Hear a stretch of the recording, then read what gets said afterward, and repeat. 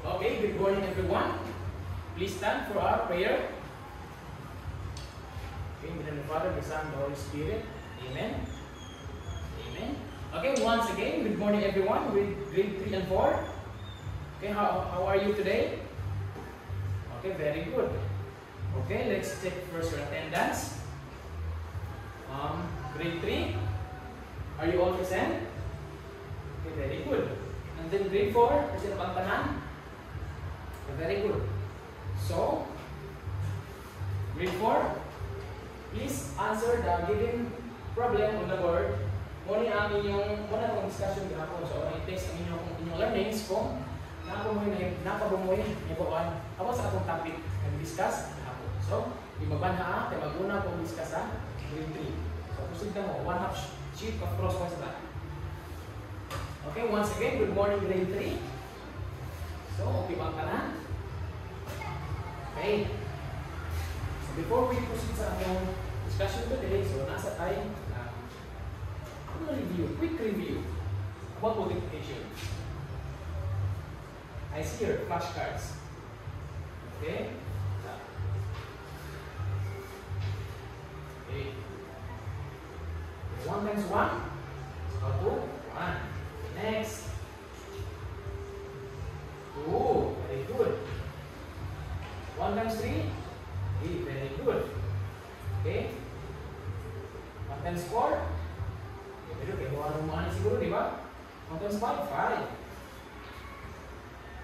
Okay, 6, sakto mo.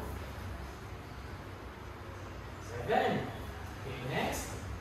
1 times 8 is 8. And the last is, okay, 9. Yan answer.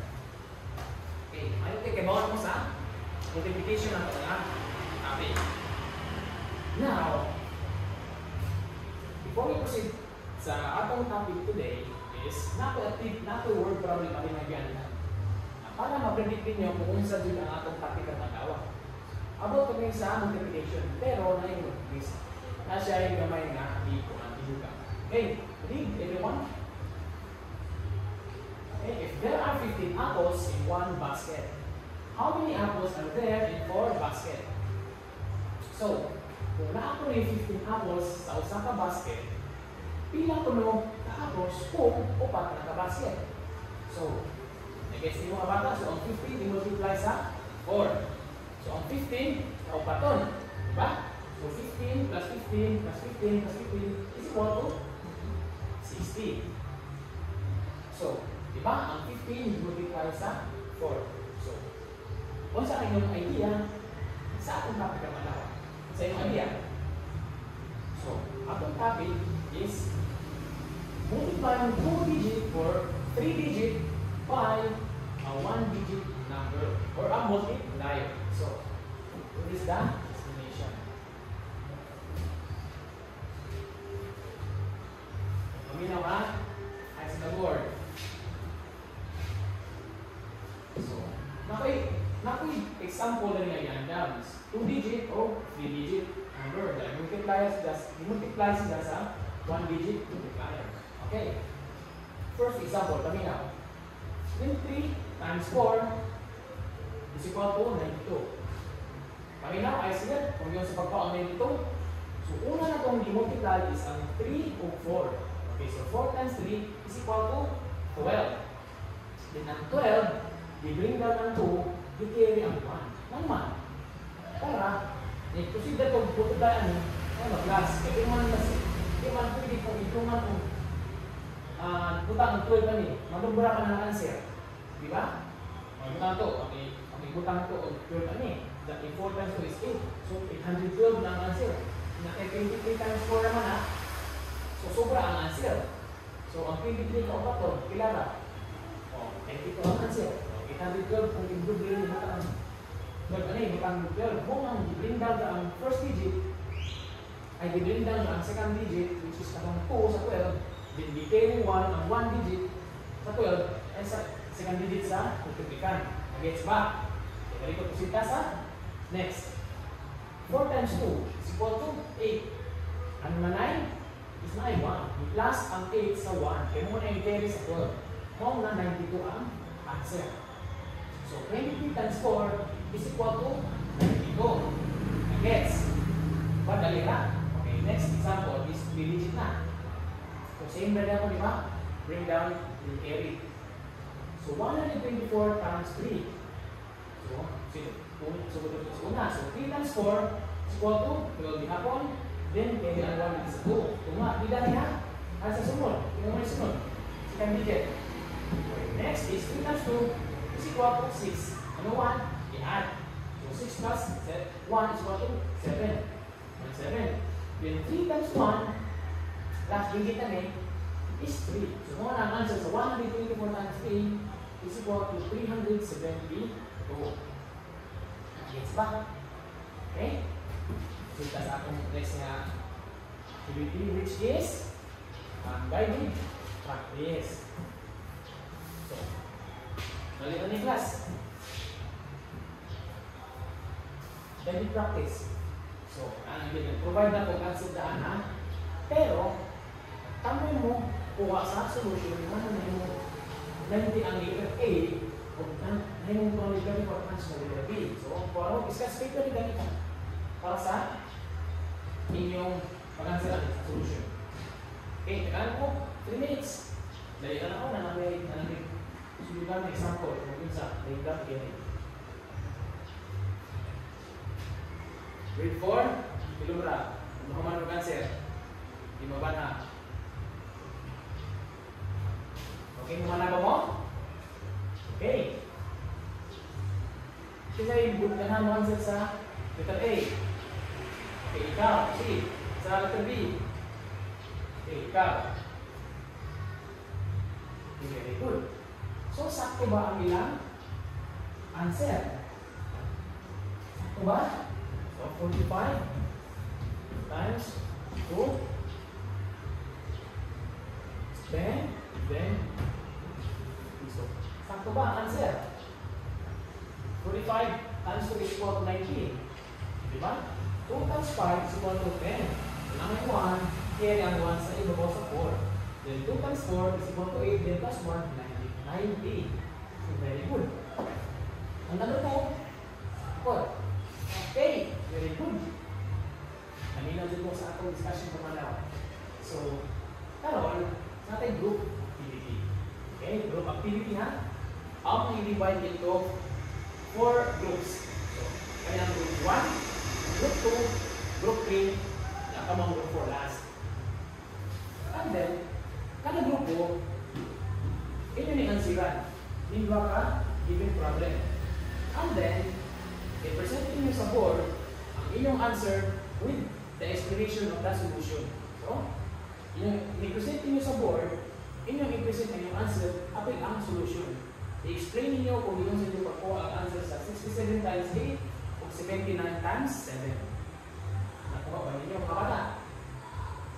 Okay, proceed. Tagaan mo 5 minutes. Balik na kung pinabangan mo na.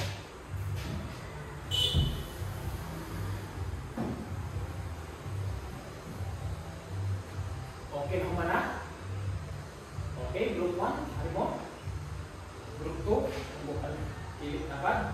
Group 3, ano? Group 4, ikaw. Okay.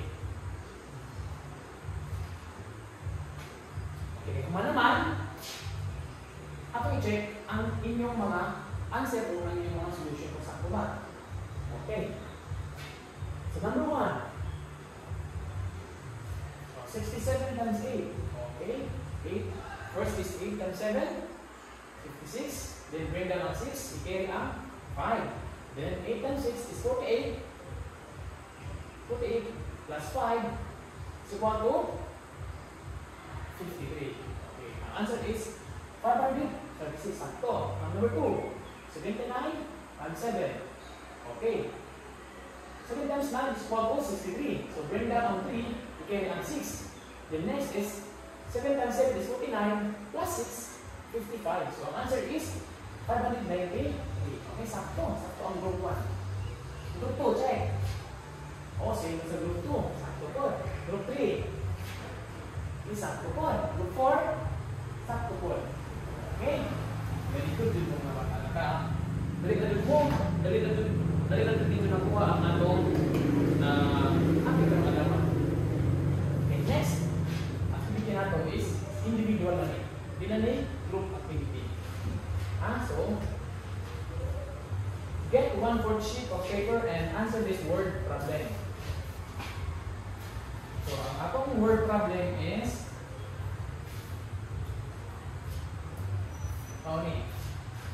Nina has 132 flowers. She puts the same number of flowers in 3 vases. How many flowers are there in total? So, ilang puno ka flowers total kung puno ka vases. Kaya yun ang problem is sabihin na puno na may 132 flowers.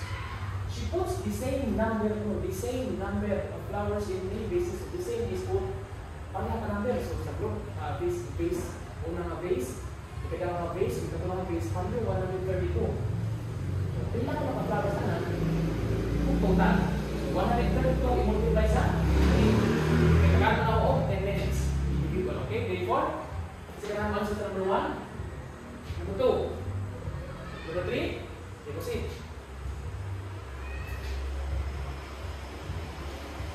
Okay, check na to. Sa ba ang answer sa number 1? 25 times 5 is equal to 25. Bring down 5, carry 2, 5 times 2 is 10. Plus 2 is 125. Okay, what's the answer?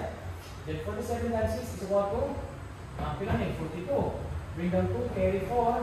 6 times 4, 24 plus 4, 58. So, well, the answer is 282. Sakto. Number 3 is 54 times 8. So 8 times 4 is 22. Bring down 2, carry 3. Then 8 times 1 is 40. Plus 3 is 43. So the answer is 102. Ayaw maayo. Kaya naka-answer mo sa discussion natin. Okay. Before we proceed sa ating discussion, since sa grade 3 na word problem na naganda para ninyo. Okay, please read everyone. Okay, if a notebook costs 25 pesos, how much will 12 notebooks cost? So, kung notebook mo nagkatidad ng 25 pesos, pila mo ang katidad kung 12 na notebook. 12 na notebook, pag bensin mo ito, ang bensin ko, i-add o halusin. Diba? So, ano yun? Ang solution. So, 25, 25, blah, blah, blah, blah. So, ang answer is 300. So, naroon mo yung idea, ang happy ka ron. Dalawa. Yung ano yun? 25 times 12. So, yung ano na? Paminaw. Ice labor. 2 times, ay hapon, 1 digit naman na. Diba? 1 digit. Kapag 2 digit naman ang multiplier. So, doble ang carry, doble ang bring down. Kami na. So, 2 times 5 is 1 to 10. Asa itong 1? Carry, very good. Then 2 times 2, 4. Ang 1 ko ba? Yan. So, 4 times plus 1 is 5. So, 15. Now, kung isa po, same rin po sa inyong hapon. Ano yun? Ano yung magsugod? Dito isa first digit. Diba? So, 1 times 5. 1 times 5 is equal to 5. Hindi mo ibutang ang 5, direct. Ay, second digit naman eh. So, ano yung ibutang sa 5? Hindi direct. Ha? Gets? Lakaw na dali. Ha? Okay, next is 1 times 2 is equal to 2. Number 1. Kaya na pwede, yun na sila i-add. Kaya anin mo na sila nga answer. So, 1 na yung lawag sila, anin na sila. Kung ang 5. Okay, na-gets? Okay, 1 times 2 is equal to 2. So, i-add 0. Then 5 plus 5 is 10. Okay, 1. 300. Diba? 300 ang answer. Atong practical mandawa is multiplying 3-digit number by a 2-digit number or multiplier.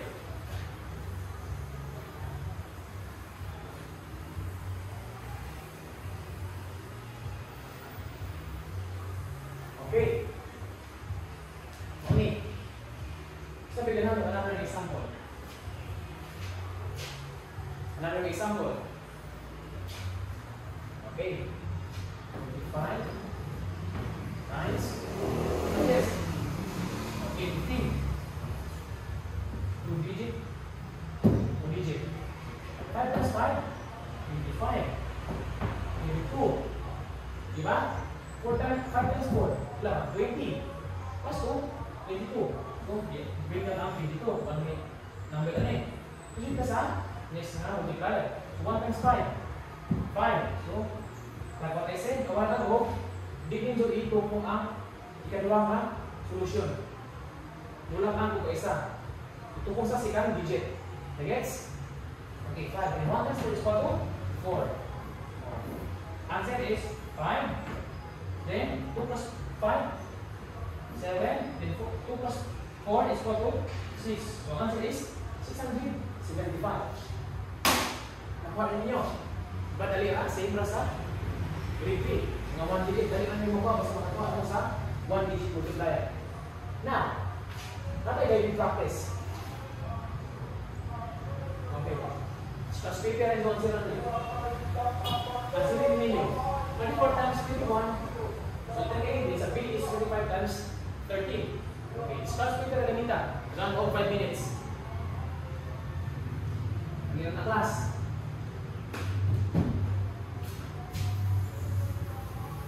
Di mabana. Grade 3 kung mana. Okay. Kasi ang grade 4. Sabot mo di mabana. Grade 3. Mana? Okay, kasi ganahan mo sa letter A. Ikaw. Letter B. Ikaw. C. No, chok.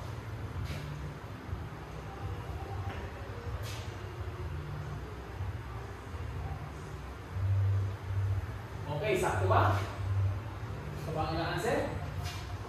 So, 24 times 21. 1 times 4? Equal to 4. And 1 times 2 is 3. 2 times 4 is equal to 8. And 2 times is equal to 6. So the final answer is 4. 3 plus 8 is 11. 3, 1, 7. So 14. Next. 25 times 13. So 3 times 5. 15. 3 times 5. 3, 1. 3 times 4. 12. 3, 1. Yan. Very good. So 13. Next na, multiply. 1 times 5 is equal to 5. 1 times 4? 4. Okay. 5, 8, 5. So the final answer is 485. Apa na? Badali ka? Multiplying digit by a 2-digit number or multiplier. Badali ka? Now, proceed ka sa akong group activity. Nako'y ilan na malinaw word problem para sa inyong activity. Maminaw. Number 1, lies the word.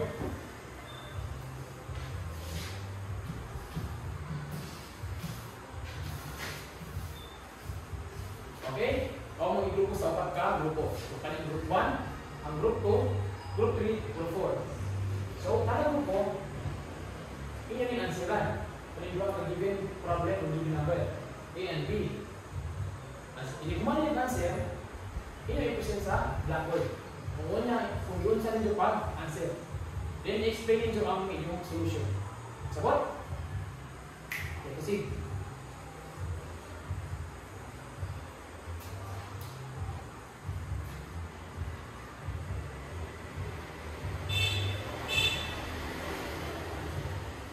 Okay, gumana mo? Okay, group 1, i-present ang inyong answer. Group 2, hapan mo. Group 3, sunod. Group 4, ari. So, what ang inyong answer? Yun ang inyong solution.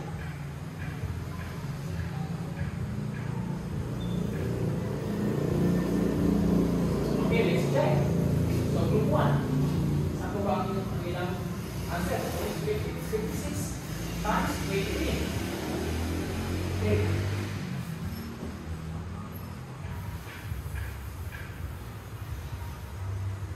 56 times 23. So 3 times 6, 1, 16, 12, 31, 10, 11. Ako ba nga sa group 1? 56 times 23 is equal to 1,488. Sakto. Sakto ang solution. Number 2. 72 times 14. 8. Gila. 28. 2. 7. 8. 10. 31. 10. Sakto ba ang answer? 1,008? Okay, sakto. Sa group 2. Same na. Sakto yung hapon. Group 3. 1,088. 1,008. Sakto po. Sa group 4. Same rin ako sa answer. Okay, very good. Kaya ninyo ang atong discussion ng alam. Yung sila pag-answer ang dali mo sa class.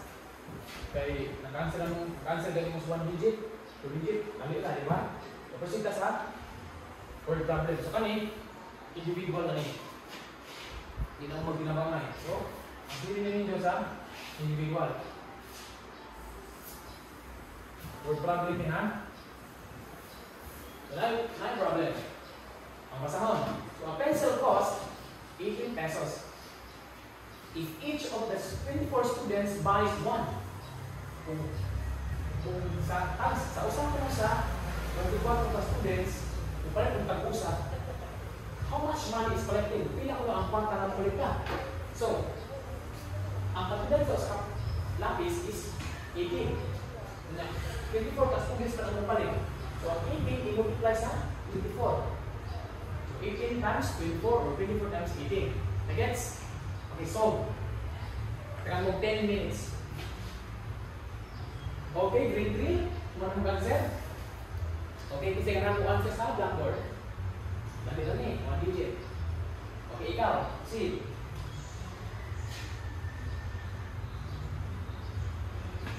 Okay, sakto ba?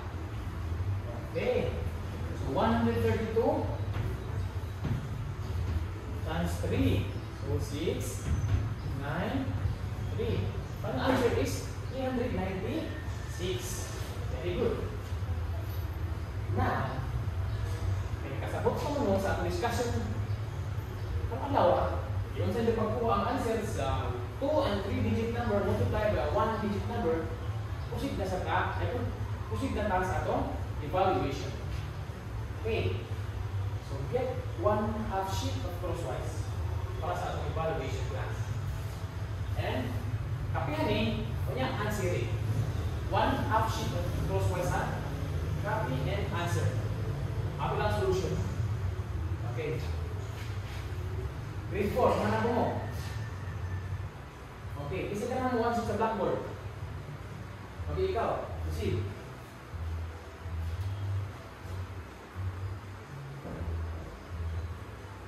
Okay, let's check. So, 18 times 24. So, 4 times 8 is equal to 32. Carry 3. Diba? Bring down 2, carry 3. Then 4 times 1 is equal to 4. Okay. 9. 4 is equal to 7. Then, first digit. So, 2 times 8 is equal to 16. So, dili na, dili ka ang limong na yan, pagkutang kasikang ng solution. 16, may 1. Okay, 1.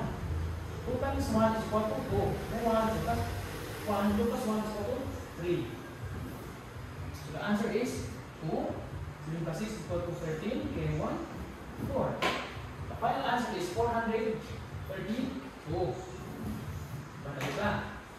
Karon, proceed na sa evaluation. Okay, get your 1/2 sheet of crosswise, then copy and answer this. Solve the following. So, upian ni, kanya answer it. 10 minutes.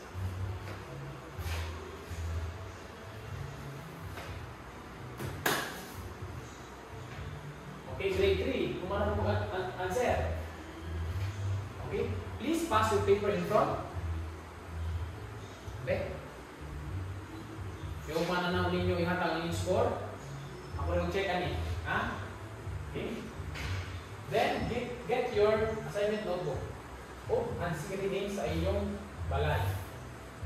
Kaya, inyong answer. So, number 1, and 5 times 7.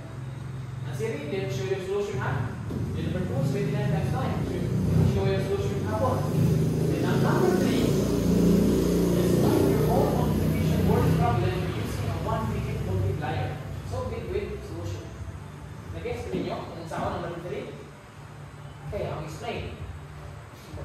ko na mo, kung inyong kagalingon na word problem sa maani. Word problem ha, kani? Nga, nagamit ko 1 digit na multiplier. Nagamit ko sa 1 digit multiplier. Nani, 3, 4, masarap, 13, 12. 1 digit na multiplier na. So, di ba, dali lang, mag-create ka mong word problem sa may ngani, pero hindi nyo basihan. Okay, ha? Hindi kung ninyo ko create sa inyong word problem, naman po yung answer na. So, big solution. Word problem, sa ubos ang inyong answer o solution. Nag-gets ba ninyo? Okay, ha? Grade 4, kumalan po answer. Okay, please pass your paper in front. Okay? Get your assignment book also. And copy this.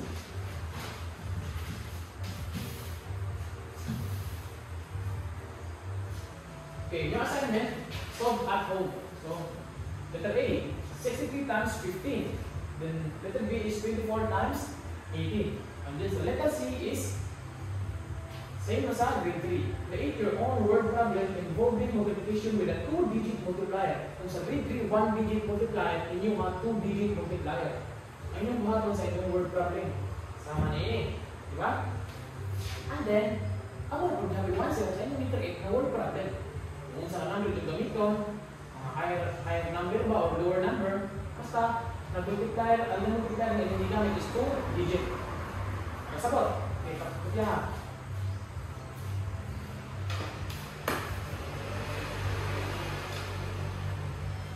Grade 3, mana mo copy? Okay. Grade 4? Very good. Okay, that ends our discussion today, grade 3 and 4. And everyone, please stand for our closing prayer. In the name of the Father, and the Son, and the Holy Spirit. Amen. Praise be the name of our Lord Jesus Christ, now and forever. Amen. So, in the name of the Father, and the Son, and the Holy Spirit. Amen. Goodbye, class, and thank you.